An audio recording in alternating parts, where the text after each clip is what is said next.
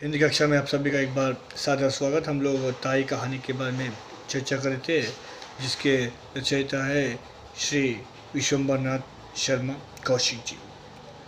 हम लोग यहाँ उस कड़ी तक आगे पहुँचे थे जहाँ रामजी दास के जो भाई के जो बेटे हैं, छोटा सा बालक जो 5 वर्ष का मनोहर, उनसे आकर जब रेलगाड़ी मांगता है और उसके उपरांत रामजी दास और रामेश्वरी के बीच में थोड़ी सी छोटी सी झड़प होती है, इस कारणवश क्योंकि वो अपनी संतान नहीं है बल्कि उनके भाई का संतान है।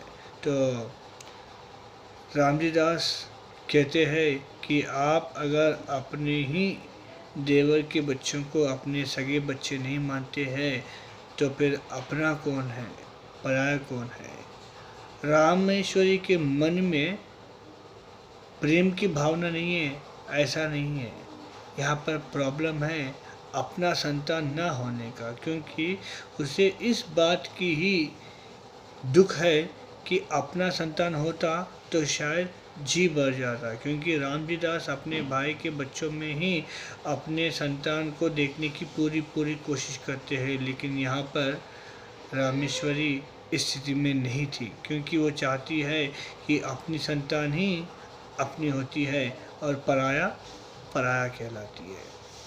तो ऐसी स्थिति में यहाँ पर आगे देखिए, क्योंकि रामेश्वरी का मानना है कि इंसान मनुष्य अपने बच्चों को पाने के लिए, अपने संतान को पाने के लिए पता नहीं क्या क्या कर देते हैं। पूजा पाठ, व्रत, उपवास, तीर्थ करते बैठते हैं, और एक आप ये है कि आप इनमें से कोई भी किसी भी कोई भी प्रयास नहीं करते हैं। शायद करते तो उसका फल हमको मिलता होगा, लेकिन आपने अभी तक ऐसा कुछ भी नहीं किया है। इस बात का दुख बहुत होता है रामेश्वरी को। रामजी दास कहते हैं कि पूजा पाठ, व्रत, ये तो सब विश्वास है, लेकिन उसके साथ साथ अगर भाग्य में है तो अवश्य हमको मिलेगा। भाग्य में नहीं है तो कितना भी हम लोग यत्न जतन कर लेंगे तो भी प्राप्त नहीं होगा। ये अटल विश्वास था रामजी दास का। अब दोनों के बीच में कुछ वार्तालाप होती है। हम लोग उस अंश तक चर्चा किए थे लास्ट अंतिम कक्षा में। और जैसे ही रामजी दास उस छोटे से बालक को रामेश्वरी की गोदी में बिठाते हैं और रामेश्वरी उनको ढकेल लेती है, तो रामजी दास पहले तो उस छोटे से बालक को अपने पास लेते हैं, प्यार करते हैं और कुछ खाने की चीज़ या पैसे देकर उससे वचन करते हैं कि एट एनी कॉस्ट मैं आपके लिए रेलगाड़ी लाके दे दूँगा। इसका वे वचनबद्ध हो जाते हैं और कहते हैं कि जाओ बेटा, जाके अभी खेल लो। उसके बाद फिर रामेश्वर से ये सारी बातें कह देते हैं। अब देखिए आगे क्या होता है। बाबू साहब के मुख पर गुनाह का भाव झलक आया। उन्होंने कहा, पूजा पाठ सब ढकोसला है। जो वस्तु भाग्य में नहीं वह पूजा पाठ से कभी प्राप्त नहीं हो सकती। मेरा यह अटल विश्वास है।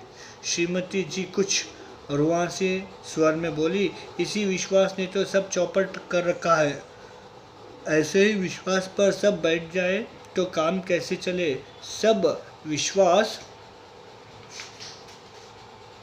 पर ही बैठे रहे तो आदमी काहे को किसी बात के लिए चेष्टा करे। देखिए रामजी दास का मानना है कि if in our luck, if in our fortune, अगर हमारे किस्मत में भाग्य में लिखा हुआ है तो डेफिनेटली मिलेगा, चाहे वो संपत्ति हो या संतान हो। संपत्ति तो मिल गई है, संतान नहीं मिला है। लेकिन यहाँ पर रामेश्वरी कहती है कि पता नहीं इंसान क्या क्या नहीं करता है अपनी संतान प्राप्त करने के लिए, लेकिन आप कुछ भी कोई चेष्टा नहीं करते हैं, क्योंकि आप तो विश्वास में ही बैठे रहे हैं।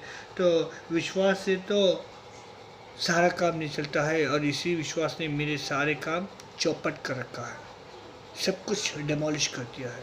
क्योंकि विश्वास होना चाहिए, लेकिन केवल विश्वास के नाम पर ही इंसान क्या सब कुछ करना बंद कर देगा? जैसे कि एक स्टूडेंट होता है, मुझे विश्वास है मैं पास हो जाऊंगा, तो विश्वास से ही काम चलेगा या फिर पढ़ना भी चाहिए? तो रामेश्वरी का तर्क ये है, तो बिना पढ़े जैसे कोई भी विद्यार्थी सफल नहीं हो सकता है, उसी प्रकार कोई भी मनुष्य बिना चेष्टा के अपने जीवन में कुछ भी प्राप्त नहीं कर सकता है, चाहे वो संपत्ति हो या संतान हो। बाबू साहब ने सोचा कि मूर्ख स्त्री के मुंह लगना ठीक नहीं, अतएव वह स्त्री की बात का कुछ उत्तर न देकर वहाँ से टल गए। देखिए, यहाँ पर दो बातें हैं। एक बात यह है कि अब रामजी दास अपनी पत्नी रामेश्वरी को मूर्ख मानते हैं, और कुछ संदर्भों में यहाँ पर ये जो स्त्री हैं और स्त्री की जो पद्धति है वो अलग प्रकार की होती है। स्त्रियां जो है ना, कुछ संदर्भों में जो है ना मूर्खों जैसा व्यवहार करती है, क्योंकि स्त्रियां बहुत सारे संदर्भों में ज़िद्दी प्रमाणित होती है। सॉरी टू से, मैं किसी कन्या या फिर स्त्री के ऊपर मिथ्या आरोप नहीं लगा रहा हूँ, इन जनरली साधारणतः ऐसा कहा जाता है, क्योंकि कुछ संदर्भों में जो है ना स्त्री ऐसे रहती है। यहाँ पर इसलिए रामदास कहते हैं कि मूर्ख स्त्रियों के मुंह लगने से तो अच्छा होगा कि मैं चुप हो जाऊँ, इसलिए बिना किसी उत्तर के ही वे वहाँ से टल जाते हैं। यह है पहला भाग। बाबू रामजी दास धनी आदमी हैं, कपड़े की आड़त का काम करते हैं, लेन देन का भी है। इनके एक छोटा भाई है, उसका नाम है कृष्णदास। दोनों भाइयों का परिवार एक ही में है। बाबू रामजी दास की आयु 35 वर्ष के लगभग है और छोटे भाई कृष्णदास की 21 वर्ष के लगभग। रामजी दास निसंतान है। कृष्णदास के 2 संतानें हैं, एक पुत्र, वही पुत्र जिससे पाठक परिचित हो चुके हैं, और एक कन्या है। कन्या की आयु 2 वर्ष के लगभग है। तो बाबू रामजी दास धनी आदमी है, इस बहुत धनी व्यक्ति है, पैसों की किसी चीज़ की कमी नहीं है रामजी दास के पास। और कपड़े की आड़त की काम करते हैं, मतलब कपड़ों के ऊपर जो रंग चढ़ाना है वो काम रामजी दास किया करते हैं। साथ ही साथ उनका लेन देन का व्यापार भी है। लेन देन मतलब आप लोग भली भांति परिचित होंगे, लेन देन, लेना देना, गिव एंड टेक, धन का अपनी भाषा में कहा जाए तो फाइनेंस। हाँ, जो ब्याज के ऊपर पैसे उधार देते ना, तो वो लेन देन का व्यापार भी इनका जोरों पर था, और मतलब कपड़े का आड़त का काम भी है, साथ में लेन देन का व्यापार भी अच्छा खासा चल रहा है। और इनका एक छोटा भाई है और उनका नाम है कृष्ण दास। दोनों भाइयों का परिवार एक ही में है, मतलब दोनों का परिवार एक ही है, जॉइंट फैमिली है। और बाबू रामजी दास की आयु 35 वर्ष के लगभग है। रामजी दास की आयु लगभग 35 वर्ष की है, 35 ईयर्स ओल्ड रामजी दास बाबू। और उनके जो छोटे भाई कृष्णदास है, उनकी आयु 21 वर्ष की है। और रामजी दास निसंतान है। रामजी दास की कोई अपनी संतान न थी, उनके पास कोई अपनी संतान नहीं था। और कृष्णदास जो 21 वर्ष के हैं, उनकी 2 संतान हैं, एक पुत्र और एक पुत्री। एक पुत्र है जिससे आप लोग ऑलरेडी परिचित हो चुके हैं, और वे है वो छोटा सा बालक जो रेलगाड़ी मांग रहा था ना आरंभ में, वो है।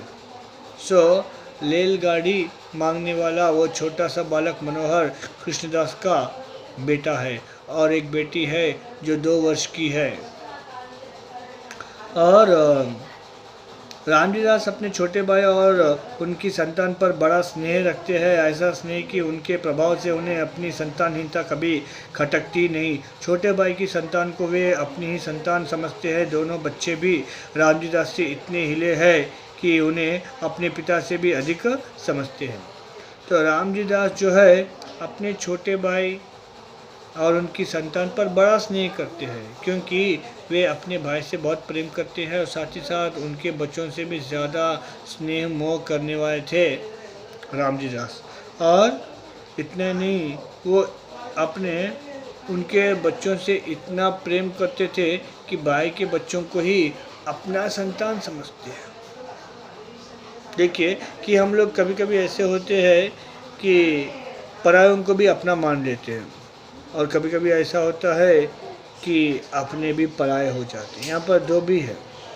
सो यहाँ पर रामजी दास जो है ना, अपने भाई के बच्चों को ही अपना संतान समझते हैं और उनके प्रति बहुत ही स्नेह, प्रेम, अपनापन व्यक्त करते हैं।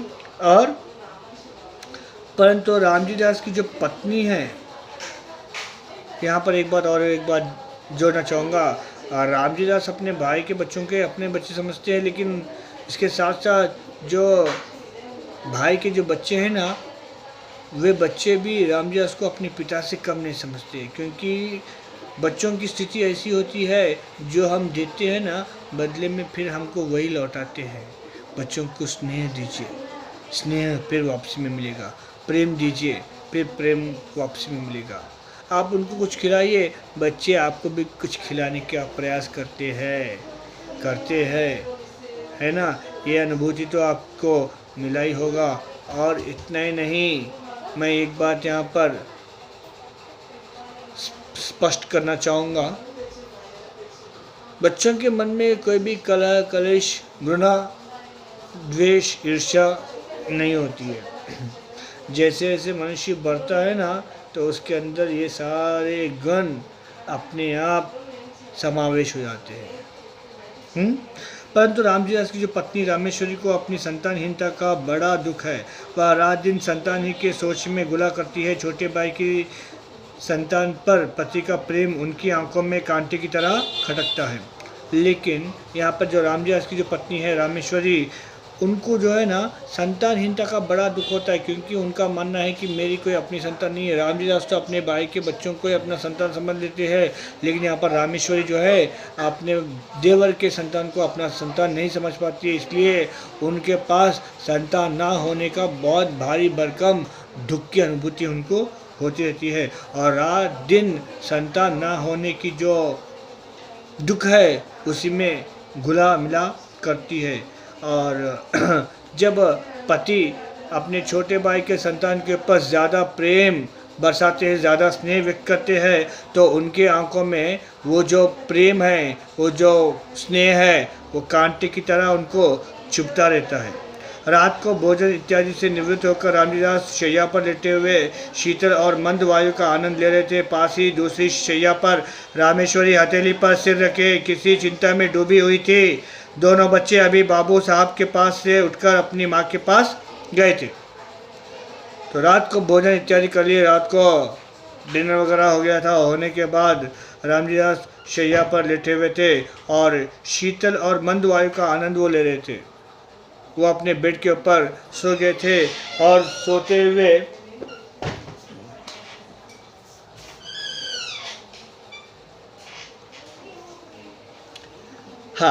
तो रात्रि में भोजन इत्यादि कर लिए थे। इत्यादि करने के उपरांत वो अपने शैया, अपने गद्दी के ऊपर जाकर बैठ गए थे और पंखा की जो है ना मंद मंद हवा, वायु वो पा रहे थे। और उसी समय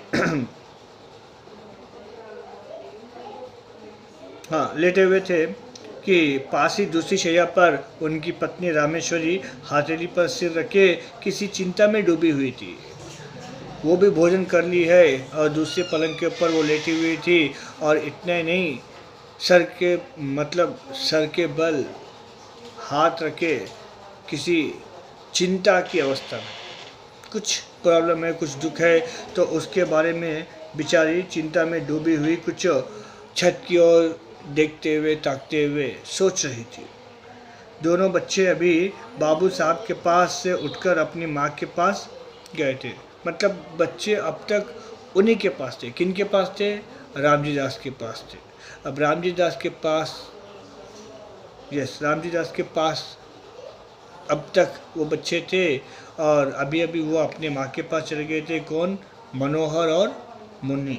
तो दोनों अपनी माँ के पास चले गए थे। बाबू साहब ने अपनी स्त्री की ओर करवट लेकर कहा, बाबू साहब अपने स्त्री की ओर करवट टर्न होकर उन्होंने कहा, आज तुमने मनोहर को इस बुरी तरह से ढकेला था कि मुझे अब तक उसका दुख है।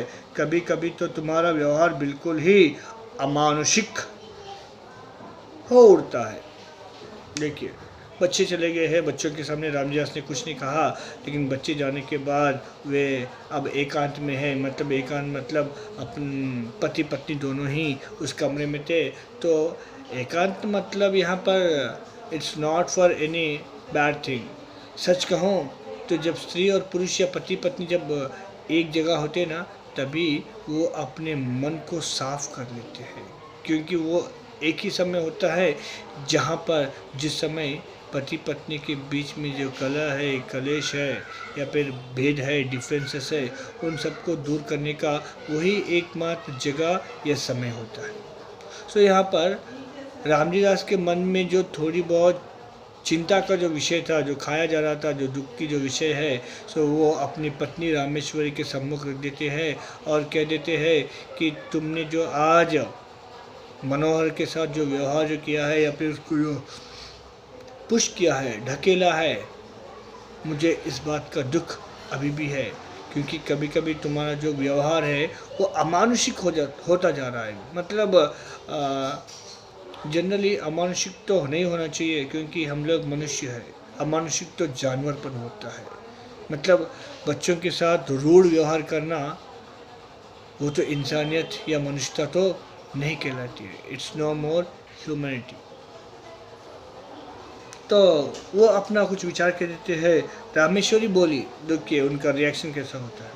तुम्हें ने ऐसा बना रखा है, उस दिन पंडित ने कहा था कि हम दोनों के जन्म पत्र में संतान का योग है और उपाय करने से संतान हो भी सकती है। उसने उपाय भी बताए थे, पर तुमने उनमें से एक भी नहीं एक भी उपाय करके न देखा। बस तुम तो इन्हीं दोनों में मगन हो। तुम्हारी इस बात से रात दिन मेरा कलेजा सुलगता रहता है। आदमी उपाय तो करके देखता है, फिर होना ना होना तो भगवान के अधीन है। तो देखिए, जैसे उन्होंने कहा था कि तुमने मनोहर के साथ अमानुषिक व्यवहार किया है, तो रामेश्वरी कहती है, हाँ ये सब आप ही ने तो किया है, आप ही ने तो उनको सर पर चढ़ा रखा है। और इतना ही नहीं आपने सब कुछ किया है, you done the all the things. क्योंकि उस समय पंडित जी ने हमको कहा था हमारे दोनों को जन्म पत्र, वो कुंडली होती ना, हाँ है ना, आपका हथेली है, हाँ चेक कीजिए। क्योंकि लोग कहते हैं कि इस हाथ में हमारा जीवन होता है, भाग्य होता है। लेकिन यहाँ पर मैं एक बात आपको स्पष्ट करना चाहूँगा, जिनके हाथ नहीं होते हैं उनकी भी किस्मत होती है। Is it not? होती कि नहीं होती है? एग्जैक्टली।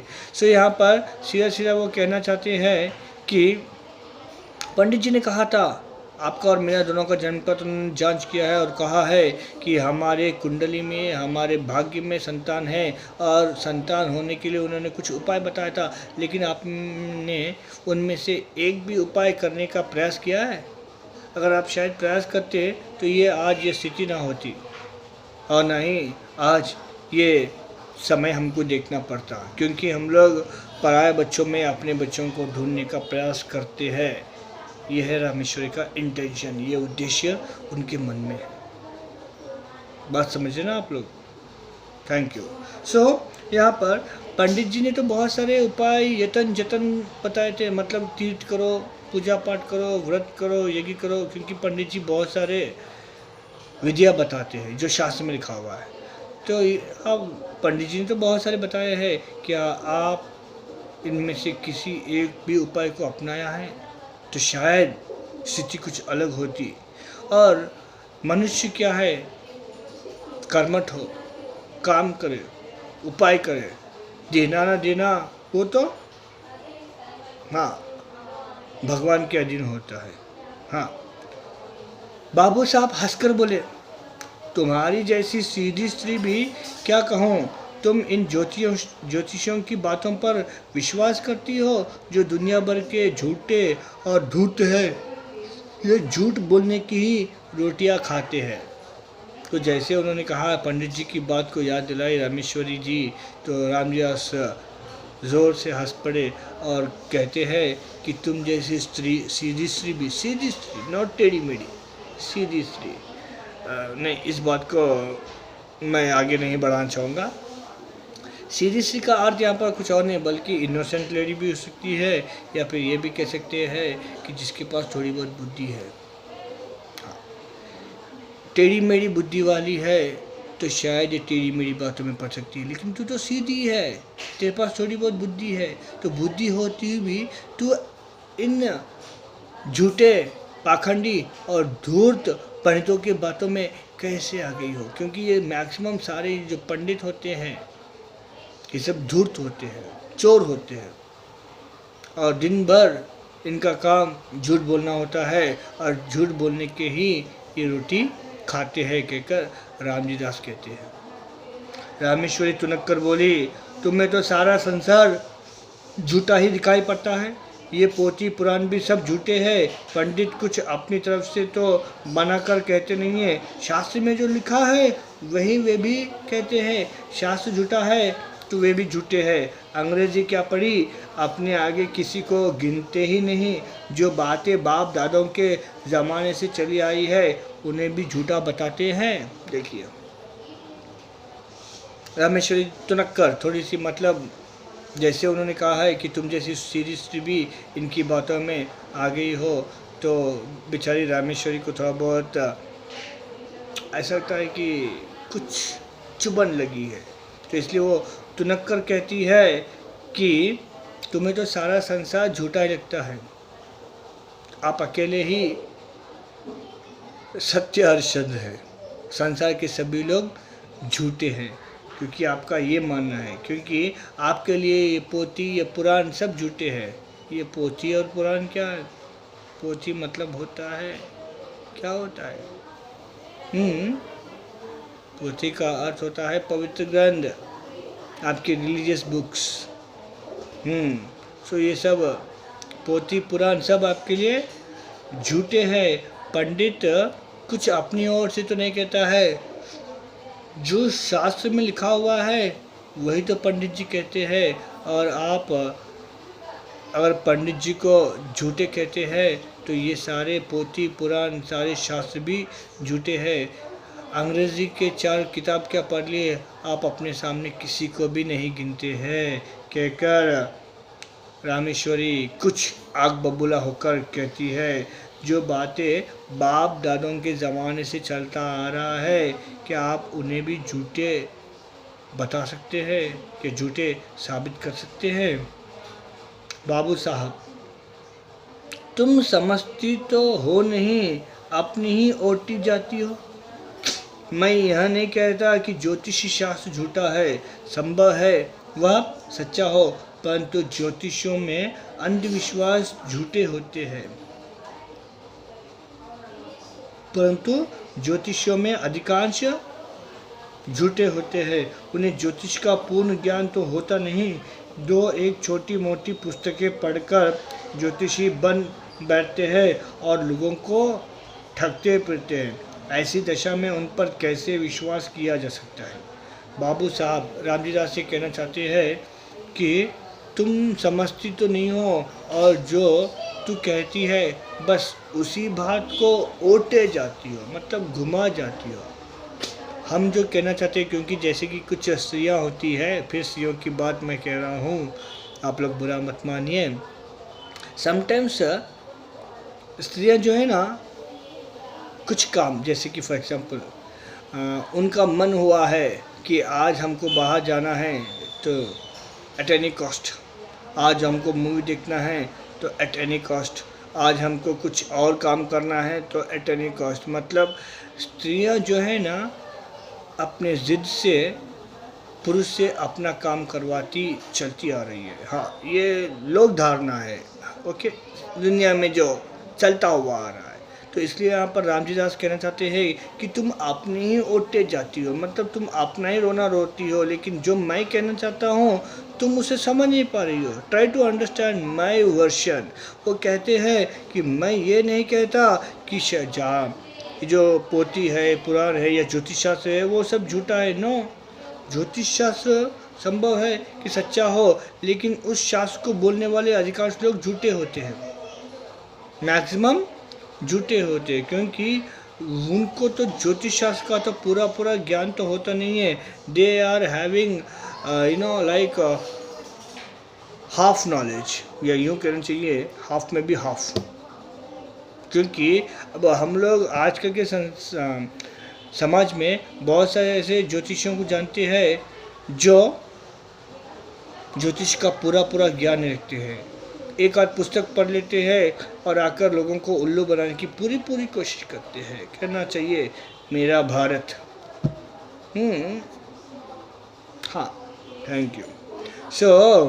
यहाँ पर ये बात मैं इसलिए कहना चाहूँगा कि हम लोग ऐसे ही है, समाज में जो है ना, अपनी बात को हम लोग मनाने पर अड़े हुए हैं, चाहे वो स्त्री हो, पुरुष हो, पति हो, पत्नी हो, एक प्रोफेसर हो, एक स्टूडेंट हो। यहाँ पर रामजीदास जी कहना चाहते हैं कि रामेश्वरी जो है ना, अपनी बात को बस कहती जा रही है कि आप किसी बात को मानते नहीं है, सबको झूठा मानते हैं, आप अकेले ही राजा सत्य हरिश्चंद्र की औलाद है, इस तरह बस वो कहती जा रही है। लेकिन यहाँ पर रामजीदास कहना चाहते हैं, मैंने कब कहा है कि ये पोथी पुराण या फिर ज्योतिष शास्त्र सब झूठा है? हो सकता है कि वो सच्चा भी है, लेकिन उनको बोलने वाले जो ज्योतिषी है, अधिकांश लोग झूठे पाखंडी मूर्ख होते हैं, क्योंकि उनके पास ज्योतिष शास्त्र का तो ज्ञान तो होता नहीं है। एक आध पुस्तक मुश्किल से कहीं से रट्टा पढ़ के आ जाते हैं और लोगों को उल्लू बनाने की पूरी पूरी कोशिश कर जाते हैं, क्योंकि उनका काम है ठगना, ठग कर ही वो समाज में जी सकते हैं। तो ऐसी दशा में हम लोग किसी भी ज्योतिषी के ऊपर कैसे विश्वास कर सकते हैं, कहकर रामजीदास प्रश्न करते हैं। रामेश्वरी, सब झूठे ही है, तुम्हें एक सच्चे हो। अच्छा, एक बात पूछती हूँ, भला तुम्हारे जी में संतान की इच्छा क्या कभी नहीं होती? देखिए, जो बात एक स्त्री को या एक पत्नी को नहीं पूछना चाहिए, ऐसा प्रश्न पत्नी पति से पूछ बैठती है, क्योंकि पति ये बताती है कि ठीक है, मैं ये भी बात मान लेती हूँ कि संसार की जो भी पंडित है, शास्त्र है या मान्यता है, वो सब झूठे हैं, आप अकेले ही सच्चे हैं। लेकिन एक बात तो बताइए, क्या कभी आपके मन में संतान की इच्छा व्यक्त हुई या नहीं? कि कोई भी नारी, कोई भी पत्नी, कोई भी अर्धांगिनी, कोई भी भार्या ऐसा प्रश्न कर सकती है? क्या करना चाहिए? ये मैं नारी जगत पर ही छोड़ देता हूँ। नो, मेरे हिसाब से तो नहीं करना चाहिए, लेकिन फिर भी उन्होंने पूछ लिया है, मतलब actually she want to be clear कि अगर आपके मन में संतान की इच्छा है या नहीं, क्योंकि मेरे मन में तो संतान के प्रति इच्छा है, लेकिन आपके मन में संतान के प्रति इच्छा है या नहीं, ये मैं कैसे जानूँ? इसलिए वो उस दुविधा का समाधान पाना चाहती है, इसलिए वो सीधा सीधा रामजीदास से यह प्रश्न कर बैठती है कि आपके मन में संतान की इच्छा है या नहीं। देखिए, यह एक ऐसी कहानी है जिसमें पति पत्नी के संबंधों के या फिर नाजुक या कोमल भावना या संबंधों से जुड़ी हुई बहुत सारी बातें तो है ही, लेकिन साथ ही साथ एक नारी की जो मनोभावना है उससे संबंधित बहुत सारे अंश हैं। इसको हम लोग गहराई से अगर देखेंगे तो इसमें बहुत सारे ऐसे विषय मिलेंगे जो हमें भावी जीवन में बहुत कुछ काम आएंगे। सच कहूँ तो मैं अब इस स्थिति में आपको तो पढ़ा रहा हूँ, लेकिन पढ़ाते पढ़ाते मुझे भी बहुत सारे विषयों का ज्ञान मिल रहा है। हाँ, सच कहूँ तो मैं आपको धन्यवाद देना चाहूँगा, क्योंकि आपके बदौलत मुझे ये पढ़ने का, समझने का, समझाने का पूरा अवसर मिल रहा है। तो हम लोग अगली कक्षा में यह जानने का प्रयास करेंगे, क्या रामेश्वरी जी ने जो प्रश्न पूछा है, क्या रामजीदास उसका सही जवाब दे पाते ही कि नहीं। कि उन्होंने प्रश्न पूछा है कि आपके मन में संतान की इच्छा है या नहीं। यह बात को हम लोग जानेंगे अगली कक्षा में। तब तक आप लोग इसी प्रकार इसी चैनल से इसी हाँ जुड़े रहिए। तब तक के लिए